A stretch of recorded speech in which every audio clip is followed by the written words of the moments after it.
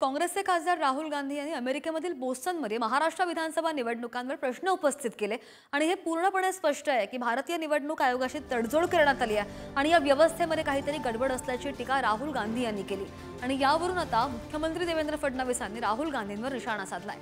राहुल गांधी यांच्या डोक्यावर परिणाम झालाय आणि त्यांनी परदेशामध्ये जाऊन भारताची बदनामी करणं थांबवावं अशी खोचक टीका फडणवीसांनी केली आहे। In simple terms, more people voted in the Maharashtra Assembly elections than there are adults in Maharashtra. This is the fact. And the Election Commission gave us a figure, voting figure for 5:30 in the evening. And between 5:30 in the evening and 7:30 in the evening when the poll was supposed to have closed, 65 lakh voters voted. Now, that is physically impossible to happen. Rahul गांधींनी परदेशात जाऊन भारताची बदनामी केली, भारतीय लोकशाहीची बदनामी केली, जगभरात फिरून भारताची बदनामी करून त्यांची मतं वाढणार नाहीत। जनतेत जर त्यांनी विश्वासार्हता निर्माण केली तरच त्यांची मतं वाढतील, पण ते करायच्या ऐवजी भारताला बदनाम करण्याचं काम त्यांचं चाललंय। राहुल गांधीला वर्ष 2 वर्षामध्ये एक झटका येत असतो देशाच्या बदनामी करण्याचा,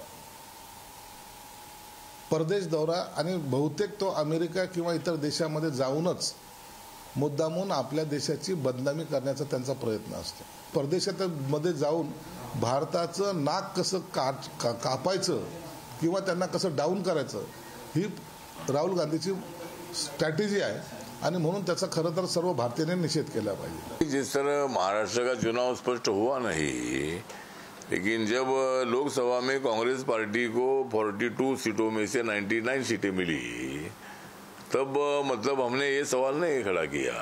जब तुमको इतनी ज्यादा सीटें मिली तब हमने सवाल नहीं खड़ा किया। जब कर्नाटक में आपकी सत्ता आई तब हमने ये सवाल नहीं खड़ा किया।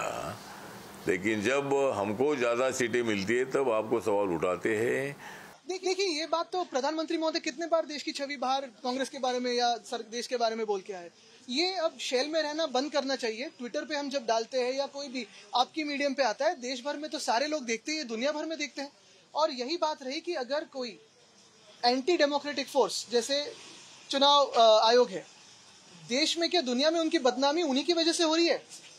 तो हम जब सत्य बोलते तो कौन सी बदनामी होती। दुनिया को भी पता है कि चुनाव आयोग जो है वो सबसे भ्रष्ट और भाजपा के कार्यालय से चलने वाला आयोग है।